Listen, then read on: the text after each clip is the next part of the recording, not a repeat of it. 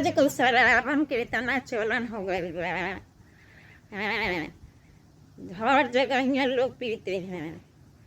हाँ, कहीं कहेंगे खूब दबा के पी ले, दारू पी। हाँ, मुँह तो पी लेंगे लेकिन ढंग के खाना लोग नहीं खाएंगे। हाँ, घर में भी भीख मांगे केहू के कुछ करे, लेकिन चाय भांगे गोला शराब चाहबे करी पिए खाए के मानो। बात बा 9 लाख के पियले के बाद तो लागे लोग कितना अमीर हो जाला, इतना बकर बकर करेला मानो।